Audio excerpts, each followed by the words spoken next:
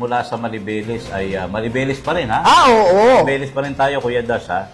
Ito raw solar energy at internet access hatid ng Aboitiz sa paaralang sa Biyaan Aita School sa Maribeles. Yes, maganda yan dahil alam mo may biyaan. Oo.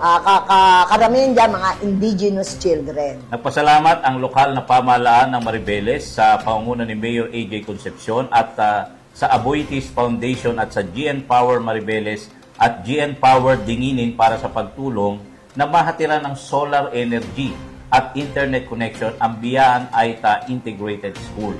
Layunin ng proyektong ito, Seni Soriano, na bigyan ng alternatibong pinagkukunan ng kuryente ang paaralan at tiyakin na ang mas maayos na access ng mga kabataang Aita sa internet, lalo na para sa kanilang pag-aaral.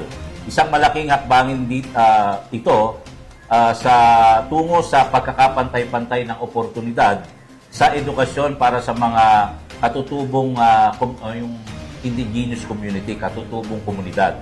Ang inisyatibong ito ay bahagi ng mas malawak na advokasya ng LGU Maribeles sa pamumuno ni Mayor AJ at mga katuwang nitong pribadong sektor upang maisulong ang inklusibong pag-unlad at serbisyong pang-edukasyon sa mga liblib na lugar ng naturang bayan. Wow! Na bayan ng Maribeles. Mga remote, di ba? Para mag-ano sila, umulad. Sabihin, kahit na ganong kalayo, may kuryente, Yes, may internet access. Tama. So, yan ang, alam naman ng Maribeles.